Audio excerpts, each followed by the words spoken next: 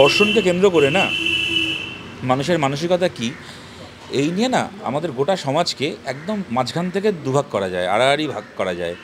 একদল মানুষ মনে করেন যে ধর্ষণ হয় ধর্ষকের দোষে, একদল মানুষ মনে করেন ধর্ষণ হয় ধর্ষিতার দোষে। মমতা বন্দ্যোপাধ্যায় আজকে বলে নয় একাধিকবার এটা প্রমাণ করেছেন, উনি দ্বিতীয় দলে পড়েন। উনি ধর্ষণের ঘটনাকে ধর্ষিতার দোষ বলে মনে করেন, সেটা পার্কস্ট্রিটেও, সেটা হাসখালিতেও, সেটা এক্ষেত্রেও। কিন্তু এই যে সন্ধ্যে 7টার সময় মেয়েটি বেরিয়েছিল খাবারের সন্ধানে, এবং মুখ্যমন্ত্রী যেটা বললেন যে হোস্টেলে থাকার একটা সিস্টেম থাকে, তো হোস্টেলে থাকার সিস্টেমের মধ্যে কি এটা পড়ে যে সন্ধ্যে 7টার সময় খাবারের খোঁজে বেরোনো যাবে না?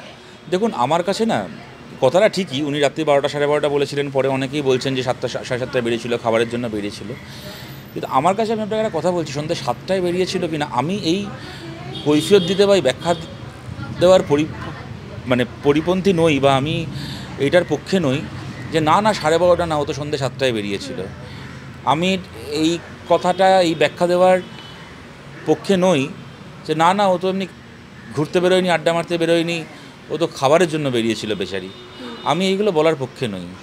যদি রাত্রি 12:30তেও বেরিয়ে থাকে, যদি রাত্রি 1:30টায় বেরিয়ে থাকে, যদি খাবারের বদলে যদি কারোর সাথে আড্ডা মারার জন্য, পার্টি করার জন্য, এমনি রাস্তায় হাঁটার জন্য বেরিয়ে থাকে, তাহলেই বা ধর্ষণ হবে কেন?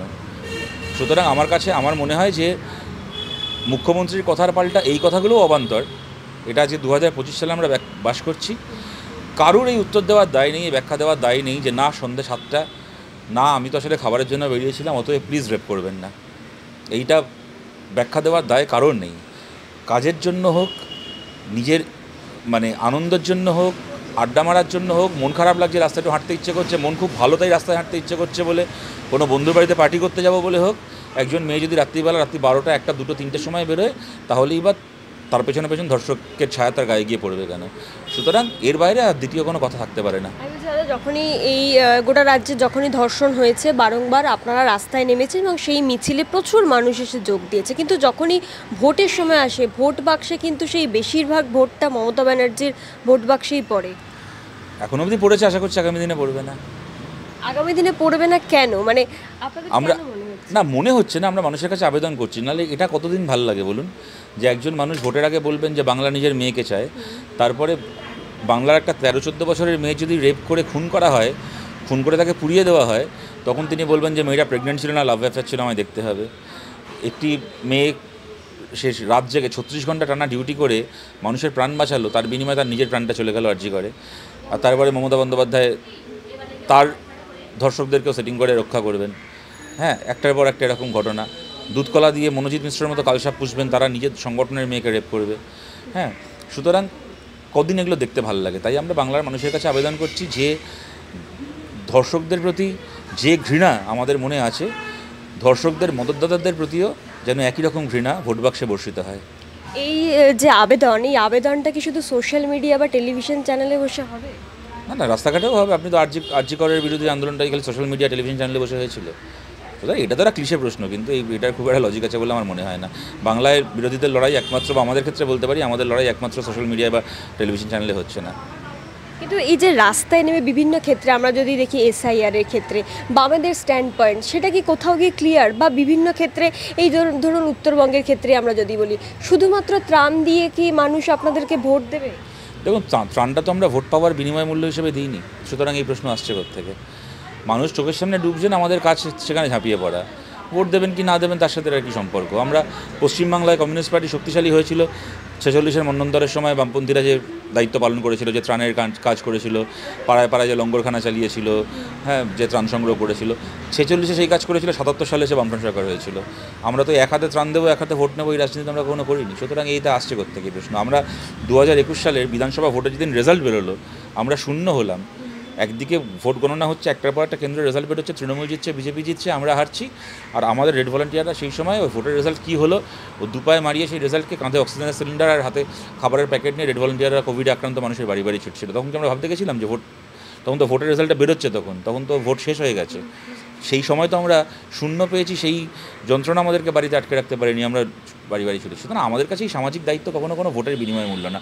নিশ্চয়ই আজকে একটা মানে কোনো ক্ষমতায় না থেকে বেসরকারি উদ্যোগে, নিজস্ব উদ্যোগে, সাংগঠনিক উদ্যোগে যে কাজটা আমরা করতে পারি, যদি আমাদের কাছে সরকারি ক্ষমতা থাকতো, রিসোর্স থাকতো, সেই ক্ষমতাকে, সেই রিসোর্সকে আরও বেশি করে সেই কাজে আমরা কাজে লাগাতে পারতাম। এইটুকুই। তার সাথে ভোট পেয়েছি তাই এটা করব, ভোট না পেলে করব না, করছি যাতে কিনা ভোট পাই, এগুলো তো আমার মনে হয় না এইভাবে আমাদের কোনো কমরেড এটা এভাবে ভাবেন বলে। আমি এখানে একটা কথা বলবো, এই যেহেতু ত্রাণ নিয়ে কথা হচ্ছিল, আপনারা বিমান বসু থেকে শুরু করে একাধিক মানুষ তারা লাল কাপড় বা লাল বালতি নিয়ে মানুষের কাছে সাহায্যের জন্য মানে গিয়েছিলেন, যাতে তারা উত্তরবঙ্গের মানুষের জন্য সাহায্য করেন। তো আবার দেখলাম যে সজল ঘোষ তিনিও ওরকম একটি ভান্ডার হাতে তিনিও বেরিয়েছিলেন। মানে এটা কি বামেদেরকে কপি করা? না, সেটা আমি বলতে পারবো না। উনি করেছেন ভালো কথা, সেটা এই ধরনের সবসময় এই উদ্যোগকে আমরা স্বাগত জানাই। সুতরাং কপি করেছেন কি না করেছেন বলতে পারবো না, তবে সাধারণভাবে কৌটো নিয়ে গণসংগ্রহ করাকে ওরা চিরকাল ব্যঙ্গ করে এসছেন, কিন্তু ওরাও সে কাজটা করছেন, সেটা ভালো একদিক থেকে। তবে আমাদের মাথায় এইটা আসলো না, ওরা তো হাজার হাজার কোটি টাকা, বোধহয় কত মানে 6,000 কোটি না 60,000 কোটি, আমি তো জানিও না, অত কোটির হিসেব গুলিয়েও যায়, অত কোটি টাকা ইলেকট্রাল বন্ড পেয়েছে। যদি সত্যিই মনে করতো যে উত্তর বাংলা, আমাদের তো সেই টাকা নেই, আমরা তো ত্রাণ সংগ্রহ করেই আমরা বিভিন্ন সময় এই কাজগুলো করে থাকি, এবং মানুষও জানেন, এমনকি তৃণমূল সমর্থক, বিজেপি সমর্থক মানুষও জানেন যে বিমান বসু যদি কোথাও লাল কাপড় নিয়ে দাঁড়ান ত্রাণের জন্য, তাহলে সেখানে নিশ্চিন্তে নিজের দিক থেকে তাদের কন্ট্রিবিউট করা যায়। কারণ আমার প্রতিটা নয়া পয়সা ওই মানুষটার কাছেই গিয়ে পৌঁছবে যার জন্য আমি দিচ্ছি। বিমান বসুর লাল শালু থেকে কখনো 1 পয়সা এদিক ওদিক হবে না, কিন্তু সেই ভরসাটা তারা তো অন্য দলকে করতে পারেন না। এমনকি ভোটও যে দলকে দেন, সেই দলও যে টাকার নয় করবে না, সেই দলের ভোটারেরও সেই ভরসা নেই। কিন্তু বিজেপির কাছে এত ইলেকট্রাল বন্ডের টাকা আছে, ওরা তো যদি মনে করতো ইলেকট্রাল বন্ডের সামান্য টাকায় তো এরকম 10টা উত্তরবঙ্গকে উদ্ধার করে দেওয়া যেত, সেইটা কেন করলো না কে জানে। কিন্তু তার বাইরে ওরা যা উদ্যোগ নিয়েছে ভালো কথা, তাতে আমাদের বলার কিছু নেই। তবে বিভিন্ন রাজনৈতিক বিশ্লেষক এখন যেটা বলছেন যে প্রধান বিরোধী হিসাবে এই যে ধরুন বিজেপি, যারা হিন্দু মুসলিম নিয়ে লড়াই করছে, অন্যদিকে তৃণমূল কংগ্রেস, তারা এই এত দুর্নীতির মাঝে চাপা পড়ে আছে, সেক্ষেত্রে দাঁড়িয়ে বামের সঙ্গে যখন কংগ্রেস জোট করে, তারা প্রধান বিরোধী হিসেবে দ্বিতীয় স্থানে কোথাও গিয়ে উঠে আসতে পারছে না, বা এই যে হিন্দু মুসলিম লড়াইয়ের মাঝখানে গরিব খেটে খাওয়া মুসলমান মানুষের কথা বলতে কোথাও গিয়ে তারা ব্যর্থ হচ্ছে। দেখুন, আমরা কথা বলতে ব্যর্থ হচ্ছে বলে মনে করি না, কোন বিশ্লেষকেরা বলেছেন আমি জানি না, কিন্তু হ্যাঁ, উঠে আসতে এখনো পারিনি ভোটার হিসেবে, এটা তো সত্যি কথা। আবার আগামী দিনে যদি উঠে আসতে পারি সেটা দেখা যাবে ভোটার হিসেবে, সুতরাং সেটা নিয়ে আর বিশ্লেষণের কী আছে। শুধুমাত্র ভোটের হিসেবের আগেও, যেহেতু এ রাজ্যে বিধানসভা নির্বাচনের আর খুব বেশি হলে 5 থেকে 6 মাস বাকি রয়েছে, তার আগে এই মুহূর্তে যে হাওয়াটা হওয়া উচিত সেটা কি হচ্ছে? শুধুমাত্র এই কয়েকটা মিছিল মিটিংই তো দেখতে পাচ্ছি, এর চেয়ে বেশি কিছু? দেখুন, এর চেয়ে বেশি তো কিছু করার আমাদের সুযোগটা কোথায় আছে? বিধানসভার ভেতর দাঁড়িয়ে আমাদের কোনো কথা বলার বা সে পলিসি চেঞ্জ করার সুযোগ এক্ষেত্রে নেই। সুতরাং মিটিং মিছিল করে আমাদের যতটুকু বলার আমরা বলতে পারি, এবং আমরা আরও বৃহত্তর মঞ্চের সুযোগ চাইতে পারি। আর আপনি যদি প্রধান বিরোধী দল হিসেবে বলেন, সত্যি কথা, মানুষ যেমন সরকার চুজ করে, মানুষ অপোজিশনও চুজ করেন। বাংলার মানুষ প্রধান বিরোধী দল হিসেবে, বা বলা যায় একমাত্র বিরোধী দল হিসেবে বিজেপিকে চুজ করেছেন। আর একজন বিধায়ক আছেন আমাদের সংযুক্ত মোর্চার, নওশাদ বিধায়ক রয়েছে, কিন্তু দল হিসেবে বিজেপিকেই তারা চুজ করেছেন। আর আমি আপনাকে একটা উদাহরণ দিচ্ছি, ধরুন মনে করুন কলকাতায় পুজোর 3-4 দিন আগে ওরকম বৃষ্টি হলো, এবং জাস্ট 2.5-3 ঘন্টার বৃষ্টিতে 10-12 জন মানুষের প্রাণ চলে গেল। তো তার পেছনে কতগুলো কারণ রয়েছে। তৃণমূল কংগ্রেসের আমলে বেআইনি নির্মাণ, অবাধে পুকুর ভরাট করা, খালগুলোকে বুঝে দিয়ে সেখানে পর্যন্ত বেআইনি পথে হাউজিং এস্টেট বানানো থেকে শুরু করে, ইলেকট্রিকের তার ঝুলছে, কেআইটির পক্ষ থেকে কোনো রক্ষণাবেক্ষণ নেই থেকে শুরু করে, আরও হাজারটা কারণ রয়েছে, ম্যানহোলের ঢাকনা খোলা থেকে শুরু করে, এত পাপ, এত অপরাধ, সব কিছু রয়েছে, যেটাকে নিয়ে সরকারকে একেবারে কী বলবো, কান ধরে উঠবোস করানো যায়, যাকে বলে হিন্দিতে ঝিনা হারাম করে দেওয়া যায় গভর্নমেন্টের। রাজ্যের বিরোধী দলনেতা, তার বক্তব্য কী? তার পুকুর ভরাট, বিল্ডিং তৈরি, নঞ্জুলির খাল ভরাট, বিদ্যাধরীর খাল ভরাট থেকে শুরু করে, তৃণমূল নেতাদের বেআইনি নির্মাণ থেকে শুরু করে সব পড়ে রইল একদিকে। বিরোধী দলনেতার বক্তব্য হচ্ছে, যেহেতু দেবীপক্ষর আগে পিতৃপক্ষে মমতা বন্দ্যোপাধ্যায় পুজো উদ্বোধন করেছেন আর মাথায় হিজাবের মতো করে ঘোমটা জড়িয়েছেন, তাই দেবীর অভিশাপে কলকাতায় এটা হয়েছে। আমি বলছি, এই যদি বিরোধী দলনেতার বিরোধিতা স্ট্যান্ডার্ড হয়, তাহলে আপনি বলুন, এরকম সোনার টুকরো বিরোধী দলনেতা মানে কত জন্ম পূর্ণ করেছে বলে মমতা ব্যানার্জি এরকম একটা বিরোধী দলনেতা পেয়েছে। এই যে আপনারা অনেক সময় বলেন না, যে সমস্ত বিশ্লেষকদের কথা বলছেন, ওই অনেকে শুভেন্দু অধিকারীর ইমেজ বিল্ডিং করেন না, যে উনি দারুণ বিরোধী দলনেতা, কত জন্ম তপস্যা করলে এরকম একটা সোনার টুকরো বিরোধী দলনেতা পাওয়া যায়, যে কিনা সরকারের চুরি, দুর্নীতি, সমস্ত অপরাধকে সরিয়ে দিয়ে যে কোনো প্রশ্নে একটা বোকা একটা হিন্দু মুসলমান ধর্মের একটা ভাড়ামি এনে সরকারের আসল জায়গাগুলোকে যে আড়াল করে দিতে পারবে। আমি আরেকটা উদাহরণ দেবো, যখন এই নাগরাকাটাই বিজেপির সাংসদ বিধায়কেরা তারা আক্রমণ হলেন, সেখানে মানুষ বিক্ষুব্ধ হয়ে তাদের উপর আক্রমণ করেছিল, হতে পারে তৃণমূল কংগ্রেসের লোক করেছিল, কিন্তু এখানেও বিরোধী দলনেতা বললেন যে তারা মুসলমান ছিলেন, সেই কারণে আক্রমণ করেছেন। হ্যাঁ, এবং যেটা উনি বললেন না, সেটা হচ্ছে যে নাগরাকাটার বিধায়কটা সেই সময় কোথায় ছিলেন।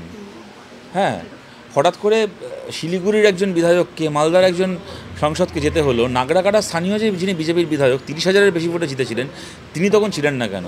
তাহলে কি স্থানীয় তৃণমূল নেতৃত্বের সঙ্গে সেই বিধায়কও আগে থেকে জানতেন যখন এরকম একটা ঘটনা ঘটতে চলেছে? সুতরাং উনি কি এই গোটা পরিকল্পনাটার অংশীদার ছিলেন? তাকে আমরা তারা ঘটনার আগে পরে খুঁজে পেলাম না। এখনও পর্যন্ত তার দিক থেকে কোনো জোরালো বক্তব্য বা কোনো অবস্থান কি জানতে পারলাম না। দেখলাম যে শঙ্কর ঘোষ নাকি সেখানে আবার গেছে ত্রাণ দিতে, কিন্তু সেই বিধায়ককে খুঁজে পেলাম না। সুতরাং এই পুরো বিষয়টার মধ্যে বিজেপিরও একটা অংশের একটা ইনভলভমেন্ট আছে বলেই কি সেইটাকে আড়াল করার জন্য এখন শুভেন্দু অধিকারীকে এইসব কিছু বলতে হচ্ছে? এইগুলোও তো স্বাভাবিক প্রশ্ন না, মানুষের মনে তো আসবে। একদম। আর এই যে হিন্দু মুসলিম তত্ত্ব, যেটা বিজেপি একেবারে সাধারণ খেটে খাওয়া মানুষের মাথাতেও যেভাবে ঢুকিয়ে দিয়েছে, সেই জায়গা থেকে কি কোনোভাবে আপনারা সেই মানুষদেরকে তাদের রুটি রুজির জন্য লড়াই করাটাকে বোঝাতে পারছেন না? কোথাও কি এখানে কি ব্যর্থতা? দেখুন, আমাদের বোঝাতে পারা না পারা মানে মানুষ কেউ কিছু বোঝে না, হয় শুভেন্দু অধিকারী বোঝাবে, নয় আমরা বোঝাবো, তবে মানুষ বুঝবে, এটা আমরা মনে করি না। মানুষের নিজস্ব অভিজ্ঞতা আছে, মেধা আছে, মানুষ তার ভিত্তিতে সিদ্ধান্ত নেবেন। সেই সিদ্ধান্ত সবসময় আমাদের পক্ষে যায়নি, কিন্তু বাংলার এই খেটে খাওয়া মানুষই স্বাধীনতার পর থেকে আজকে পর্যন্ত বাংলায় কোনো সাম্প্রদায়িক দলকে রাজ্যের মাথায় বসতে দেয়নি, এটাও মাথায় রাখতে হবে। রাজ্যের এই মানুষই 34 বছর বামপন্থী ফ্রন্ট সরকারকে রেখেছিল। সুতরাং একটা দুটো ভোটের রেজাল্ট দিয়ে মানুষ কিছু বোঝে না আর আমরা কিছু বোঝাতে পারছি না, এই ধরনের কথাবার্তার মধ্যে একটা উদ্ধত্ত আছে, একটা এবং বলার মধ্যে খালি নয়, এইভাবে ভাবার মধ্যে একটা উদ্ধত্ত আছে। সেটা কোনো বামপন্থীর ভাবনা হতে পারে না। মানুষের ওপর আমাদের সেই আস্থা, সেই ভরসা রাখতেই হবে, সেই প্রত্যাশা রাখতেই হবে, এবং যেটা আমরা এতবার পেরেছি, হয়তো 2-3 বার পারিনি, আবার ভবিষ্যতে যাতে পারতে পারি তার জন্য লড়াই করতে হবে। এবং এই যে মমতা ব্যানার্জি যে ভোট, অর্থাৎ সংখ্যালঘু ভোট 30%, এই 30% মুখ্যমন্ত্রীর এত দুর্নীতির পরেও তারা বিকল্প হিসেবে নিশ্চয়ই বিজেপিকে বাঁচবে না, কোথাও গিয়ে বামকেই বাঁচবে। তো সেক্ষেত্রে দাঁড়িয়ে এই যে তাদের বিকল্প হয়ে ওঠাতে কি মানে কোথাও গিয়ে আপনারা ব্যর্থ হচ্ছে? দেখুন, আপনি কথাটা এক অর্থে সত্যি বলেই আপনি দেখবেন পঞ্চায়েত ভোটে আমাদের সবচেয়ে ভালো ফলাফল হয়েছে এবং তৃণমূল সবচেয়ে খারাপভাবে হেরেছে যে সমস্ত এলাকায় মুসলিম জনসংখ্যা বেশি। সেখানে তৃণমূলের রেজাল্ট সবচেয়ে খারাপ হয়েছে, সেখানে আমাদের রেজাল্ট সবচেয়ে ভালো হয়েছে। কি পঞ্চায়েতে, ইভেন মিউনিসিপ্যালিটি ভোটে। তার কারণটা হচ্ছে সেই মানুষও জানেন যে যেখানে বিজেপির জিতে যাওয়ার সম্ভাবনা নেই, তারা হাত খুলে তৃণমূলের বিরুদ্ধে আমাদেরকে কি কংগ্রেসকে ভোট দিয়েছেন। কিন্তু যখনই লোকসভায় বিধানসভায় চয়েসটা হয়ে যাচ্ছে যে তৃণমূল হারলে বিজেপি জিতে যেতে পারে, তখন একটা কম্পালশন থেকে কিছু মানুষকে বাধ্য হতে হচ্ছে তৃণমূলকে ভোট দিতে। এই জায়গাতেই আমরা বিজেপিকে ভোট দেওয়া মানুষের কাছেও আমরা আবেদন করছি যে আপনারা বিজেপিকে ভোট দেওয়া বন্ধ করুন। যদি তৃণমূল গেলে বাম কংগ্রেস জিতবে, আইএসএফ জিতবে, এই পরিবেশ যদি বাংলায় তৈরি করা যায়, তৃণমূলের বিকল্প লাল ঝান্ডা যদি এই অ্যাসিওরেন্স বাংলার মাটিতে দাঁড়িয়ে দেওয়া যায়, তাহলে বহু মানুষ যারা শুধুমাত্র বিজেপিকে আটকানোর জন্য বাধ্য হচ্ছেন তৃণমূলকে ভোট দিতে, তাদের সেই দায় আর থাকবে না এবং তৃণমূল কংগ্রেস আর জিততে পারবে না বাংলায়। নাহলে যেটা হচ্ছে, বিজেপি থাকার ফলে বিজেপি তো মানে পরীক্ষায় বসছেই 70 নম্বরে, তৃণমূল যেখানে 100 নম্বরে পরীক্ষায় বসছে, বিজেপি তো প্রথমেই 30% ভোট বাদ দিয়ে, এবং খালি 30% বলবো কেন, 30% ধর্মে মুসলমান হতে পারেন, কিন্তু বাংলায় হিন্দু মানুষের একটা বড় অংশ, তারা প্রগতিশীল, তারা প্রোগ্রেসিভ। এখানে এক স্বামী বিবেকানন্দ থেকে শুরু করে রবীন্দ্রনাথ, কাজী নজরুল ইসলাম থেকে শুরু করে রাজা রামমোহন রায়, বিদ্যাসাগরের যে আমাদের যে সাংস্কৃতিক ঐতিহ্য, বাংলার রেনেসার ঐতিহ্য, সেই অনুযায়ী বাংলার হিন্দুদের একটা বড় অংশ, তারা হচ্ছে মানে পৃথিবী উল্টে যাক, মরে যাবো তাও ভালো, কিন্তু কখনো বিজেপিকে আসতে দেবো না, এটা মনে করেন। সুতরাং বিজেপি তো কার্যত পরীক্ষায় বসছেই অর্ধেক নম্বরে পরীক্ষায় বসছে। সুতরাং ওইভাবে কখনো যে 100-100 পরীক্ষা দিচ্ছে তাকে হারানো যায় কখনো? সুতরাং ওদের 100-100 পাল্টা আমাদেরকেও 100-100 বসার সুযোগ দিন, তারপরে দেখা যাক না কত ধানে কত চাল। আলটিমেটলি তো বিজেপি তো সুযোগ পেলো গত 10-12 বছর পশ্চিমবাংলায়। এই 10-12 বছর কেন্দ্রের সরকারে থেকে পশ্চিমবাংলার প্রধান বিরোধী শক্তি হয়ে ওরা তৃণমূলকে কোন অসুবিধায় ফেলতে পারলো? একদিনে পারলো না তো অসুবিধায় ফেলতে, তো আর কী হবে ওদেরকে ভোট দিয়ে? কিন্তু তাহলে আপনাদের ভোট প্রচারের ইস্যুতে কি মানে এইবারেও শুধু ওই মানে মানুষের খেটে খাওয়া মানুষের রুটি রুজি থাকবে, নাকি বিজেপির যে হিন্দু মুসলিমের বিরোধিতা সেটাকেও জোর দেবে? সবই থাকবে, এবং সাম্প্রদায়িক রাজনীতির বিরোধিতা করাটাই তো যাতে ভাত কাপড়ের লড়াইটাতে সব মানুষ একসঙ্গে চাপাতে পারেন। সুতরাং দুটো তো আলাদা নয়। এবং আমাদের প্রচারে সবচেয়ে বেশি করে থাকবে আমরা কোন বিকল্প বাংলায় আনতে চাই, আমরা কী পলিসি নিতে চাই, কৃষকের ফসলের দাম পাওয়া নিয়ে, তার কৃষিনীতি নিয়ে। বাংলার শিক্ষার অবস্থা অত্যন্ত খারাপ জায়গায় চলে গেছে, নতুন শিক্ষানীতি বাংলায় কী হবে, ছেলেমেয়েরা চাকরি বাকরি তাদের কী ব্যবস্থা হবে বাংলায়, সরকারি চাকরি কীভাবে শূন্যপদগুলো পূরণ হবে, বেসরকারি চাকরির ক্ষেত্র কীভাবে তৈরি হবে পশ্চিমবাংলাতে, কন্ট্রাকচুয়াল কাজ যারা করছে তাদের কাজকে রেগুলারাইজ করার জন্য সরকারের কী মডেল হবে, কী পলিসি হবে, এইগুলো আমাদের প্রধান। মহিলাদের জন্য বিশেষ করে কী টার্গেটেড একদম মানে মহিলা জনগোষ্ঠীর জন্য, সেই সমাজের মানুষ মানে মহিলাদের জন্য কোন কোন পলিসি, তার সামাজিক, অর্থনৈতিক, তার ডেভেলপমেন্টের জন্য, নারী নিরাপত্তার প্রশ্নে একদম আমাদের যে পজিটিভ যে এজেন্ডাগুলো আছে যেগুলোকে সামনে রেখে আমরা আগামী দিনে চাই বাংলাকে গড়ে তুলতে নতুন করে, সেইগুলো আমাদের মূল বিষয় থাকবে। দাদা, বিহারে এই নভেম্বরে রয়েছে বিধানসভা নির্বাচন এবং সেখানে তেজস্বী যাদব যেটা বলেছেন যে প্রত্যেক ঘরে ঘরে একটা করে চাকরি হবে। তিনি ইন্ডিজোটে রয়েছেন এবং তৃণমূল কংগ্রেস তারাও রয়েছে ইন্ডিজোটে। তো সেক্ষেত্রে দাঁড়িয়ে যদি তারা জিতেও যায়, তেজস্বী যাদব যদি জিতেও যায় এবং প্রত্যেক ঘরে ঘরে যদি একটা করে চাকরি হয়ে যায়, তো তার প্রভাব পশ্চিমবঙ্গের ভোটে তো পড়তে পারে। তৃণমূল কংগ্রেস বিহারের ক্ষেত্রে ইন্ডিয়া জোটে কীভাবে আছে আমি জানি না, কারণ বিহারে তো তৃণমূল কংগ্রেসের কোনো ব্যাপার নেই, ওখানে তেজস্বী আছে, কংগ্রেস রয়েছে, বামপন্থীরা রয়েছে, সুতরাং ওখানে তৃণমূলের প্রশ্নটা ওখানে অবান্তর। তবে হ্যাঁ, ডেফিনেটলি যদি এই কাজটা করতে পারেন তাহলে পশ্চিমবাংলা কেন গোটা দেশের কাছেই বার্তা যাবে যে এখানে যেহেতু চাকরি চলে যাচ্ছে, গোটা দেশের কাছেই বার্তা যাবে যে সরকার চাইলে নতুন একটা সরকার আসলে নতুন একজন কম বয়সী মুখ্যমন্ত্রী এসে চাইলেই পলিসি চেঞ্জ আনতে পারেন। যদি তিনি করতে পারেন তাহলে তো সেটা গোটা দেশের কাছে একটা মডেল হবে। আপনারা যারা একেবারে রাজনীতিতে রয়েছেন তারা কি মনে করছেন যে বিহারের বিধানসভা ভোটের কোনো প্রভাব এ রাজ্যে বিধানসভা ভোটে পড়বে? যদি বিজেপির ভোট কমে তাহলে তো অবশ্যই পশ্চিমবাংলার মানুষের কাছেও সেটা একটা সবচেয়ে বড় কথা হচ্ছে যে এই একটা বার্তা যাবে যে ওই এসআইআর করেও আলটিমেটলি বিজেপি জিততে পারলো না। মানে ওখানে যদি বিজেপি হারে, ইন্ডিয়া জোট কি মহাগঠবন্ধন জেতে, তার মানে খালি জানবেন এনডিএকে হারিয়ে নয়, এনডিএ মানে বিজেপিকে, নীতিশ কুমারকে এবং ইলেকশন কমিশনকে হারিয়ে ওখানে আমরা জিতব।